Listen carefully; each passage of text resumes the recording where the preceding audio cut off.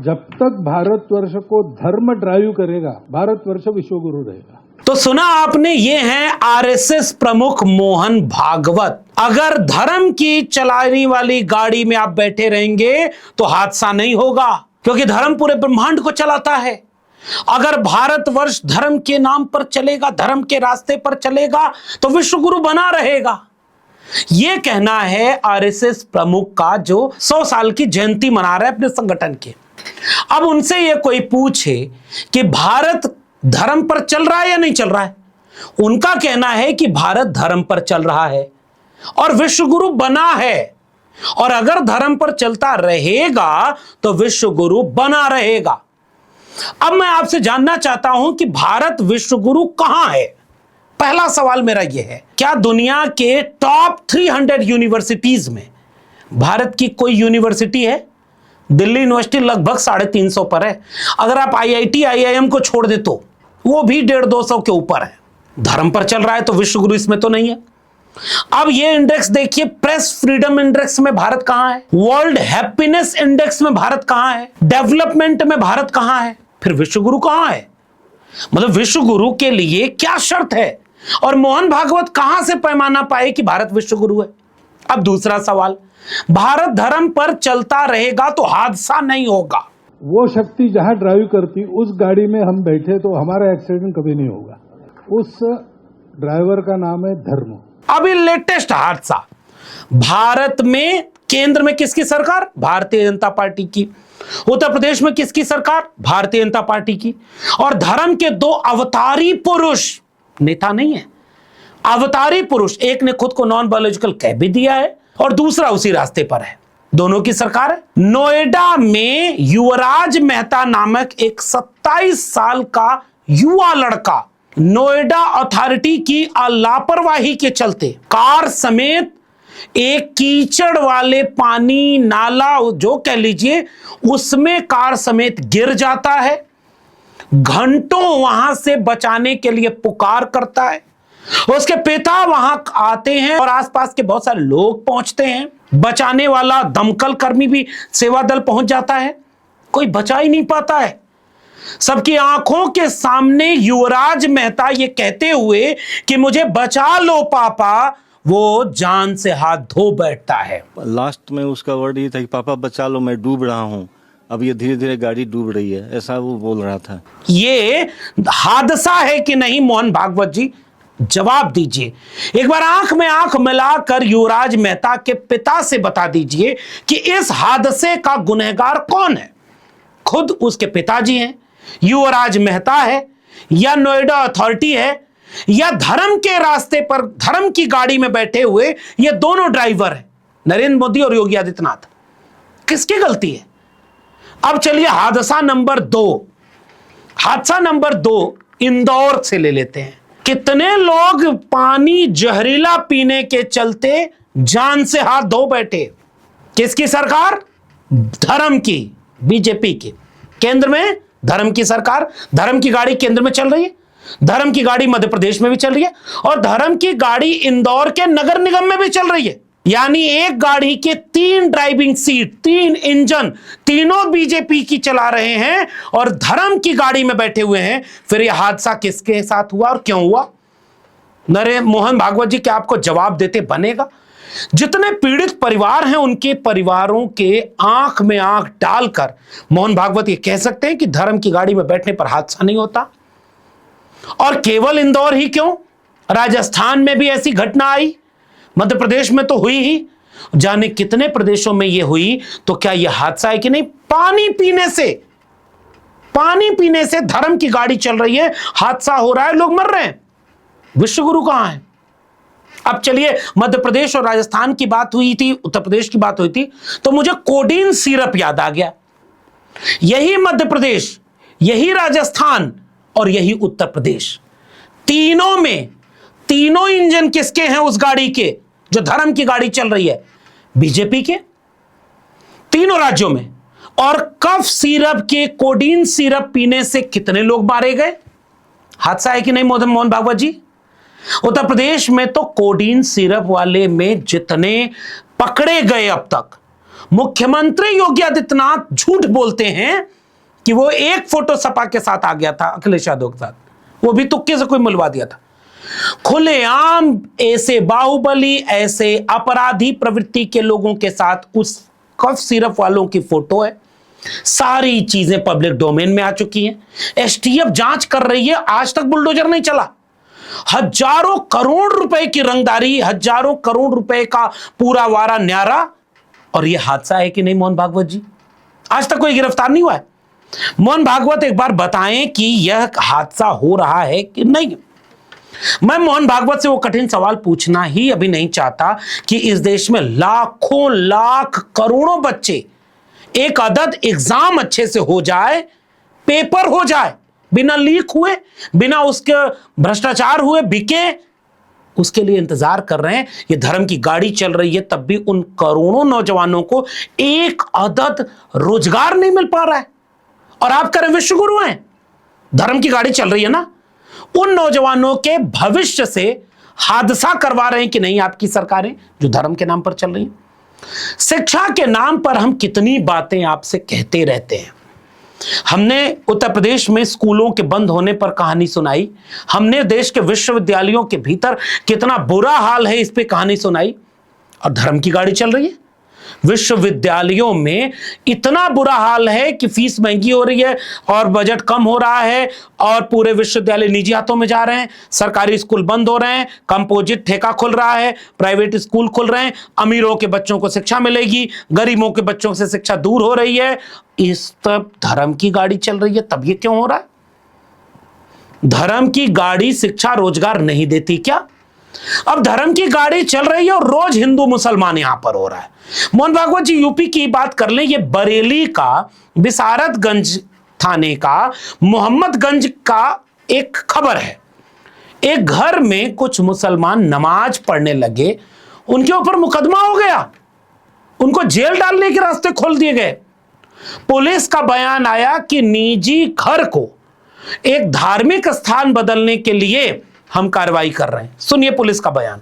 दिनांक 16/1/26 को थाना विशारदगंज स्थित ग्राम मोहम्मदगंज से यह सूचना प्राप्त हुई कि कुछ व्यक्तियों द्वारा अपने निजी आवास को धार्मिक स्थान में परिवर्तित किया जा रहा था।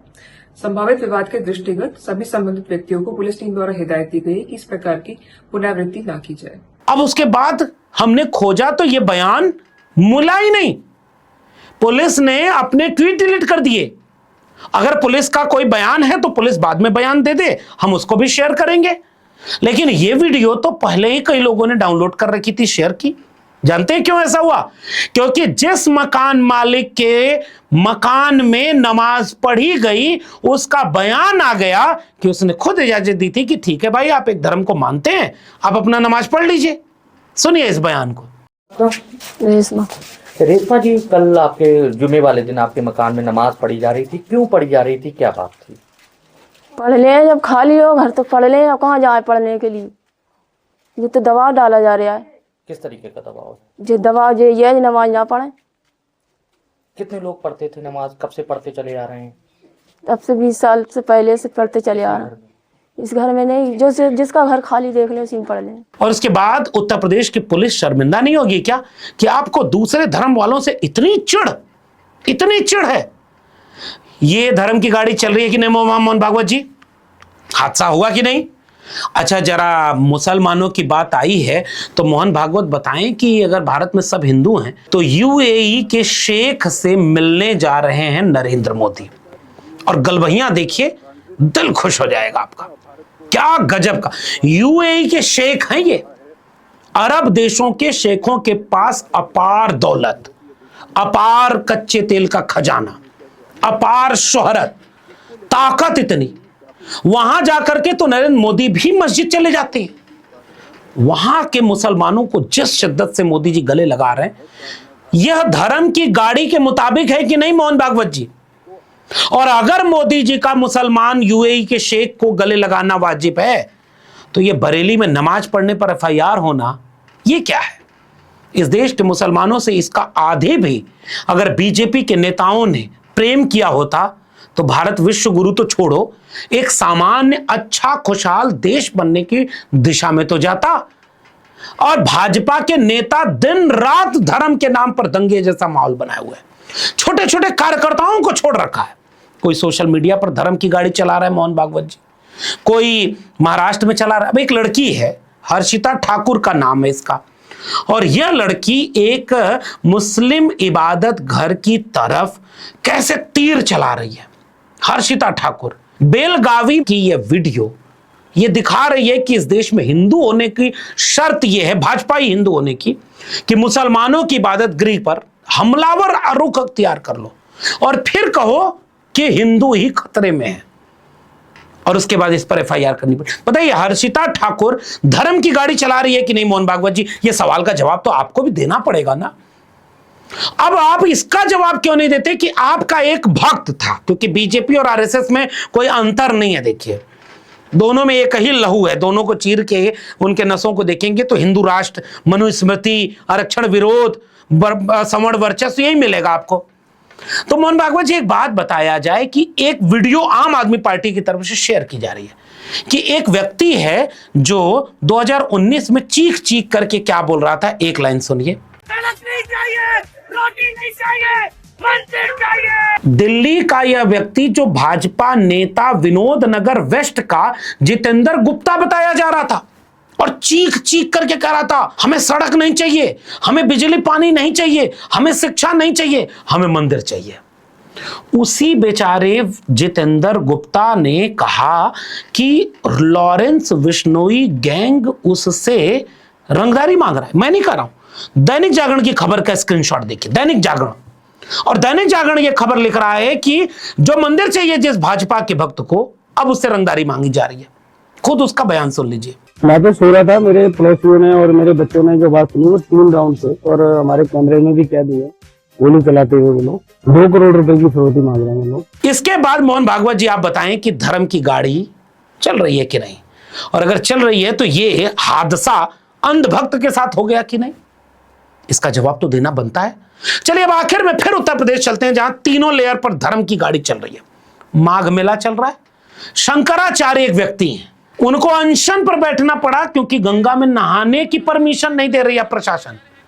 उनके लोगों को जिस बेरहमी से झोंटा उखाड़ के पीटा है पुलिस ने, धरने पर बैठे बेचारे पुलिस वालों की दिखा रहे हैं, पुरानी पुरानी चीजें याद कर रहे हैं। इतना जुल्म तो किसी पर नहीं हुआ, हमने केवल ये कह दिया था कि कुंभ मेले में जो भगदड़ हुई थी उसके जिम्मेदार योगी आदित्यनाथ हैं। अब योगी आदित्यनाथ और उनकी पुलिस हमें इस बारे में परेशान कर रही है। ये तो हमें जान से मार देते अगर हम अपने वाहन से उतर गए होते तो। और अब उनको सुनने के बाद ये देखिए, उनसे पूछा जा रहा है कि आप शंकराचार्य कैसे हैं, कैसे बने हो आप शंकराचार्य? बड़ा मजेदार, धर्म वालों के बीच में ही चल रहा है। देखिए, मैं इस शंकराचार्य को बहुत अच्छा नहीं मानता, क्योंकि इनके कई बयान वर्ण व्यवस्था के समर्थन में, जाति व्यवस्था के समर्थन में, आरक्षण के विरोध में, कई बार तो मनुस्मृति के पक्ष में चला जाता है। हाँ, बीजेपी वालों के खिलाफ भी ये बोल देते हैं ये हिंदू, हैं ये सनातनी हिंदू। लेकिन इनके इस बयान को सुनिए और तब समझिए कि धर्म की गाड़ी वहां हादसा करवा बैठी एक शंकराचार्य से। इस प्रमाण की आपको जरूरत है। ये प्रशासन तय करेगा कि हम शंकराचार्य हैं कि नहीं है। उत्तर प्रदेश का मुख्यमंत्री तय करेगा कि भारत का राष्ट्रपति तय करेगा। ये वही शंकराचार्य हैं जिससे ये वाली वीडियो देखकर आप समझ जाएंगे कि अंबानी की शादी में खुद नरेंद्र मोदी जी झुक करके मिल रहे थे। अब इससे ज्यादा और कुछ नहीं कहूंगा। इन्हें यह प्रमाण देना पड़ेगा कि ये शंकराचार्य कैसे बने। मोहन भागवत जी, एक बार फिर से आपका बयान देश के लोगों को सुनवाता हूं कि धर्म की गाड़ी चलेगी तो कोई हादसा नहीं होगा, भारत विश्व गुरु बना रहेगा। जब तक भारतवर्ष को धर्म ड्राइव करेगा, भारतवर्ष विश्व गुरु रहेगा, बना रहेगा। तो ये सारे हादसे हैं कि नहीं, बीजेपी धर्म की गाड़ी चला रही है कि नहीं, 1 इंजन 2 इंजन 3 इंजन, और अगर सब ये है तो कृपा करके इस देश का इस कदर मजाक उड़वाना बंद कर दें। बाकी आपकी क्या टिप्पणी नीचे कमेंट बॉक्स में जरूर दीजिएगा। अगर वीडियो पसंद आई हो तो लोगों तक शेयर करिए, ताकि तार्किक वैज्ञानिक सोच विकसित हो, नागरिक बोध विकसित हो, और हम इस तरह के तमाम साजिशों से बच पाएं। फिलहाल इस वीडियो में इतना ही। मेरे चैनल को सब्सक्राइब नहीं किया है तो जाते चैनल को सब्सक्राइब करना मत भूलिएगा। बेल आइकॉन है यानी घंटी की बटन दबाएंगे तो अगली वीडियो की सूचना मिलेगी। ज्वाइन करेंगे तो मैं ताकत और हिम्मत मिलेगी। अगर आप इस वीडियो को ट्विटर यानी एक्स या फेसबुक पर देख रहे हैं तो डॉक्टर लक्ष्मण यादव को फॉलो करना मत भूलिएगा। फिर मिलेंगे, तब तक के लिए बहुत बहुत धन्यवाद।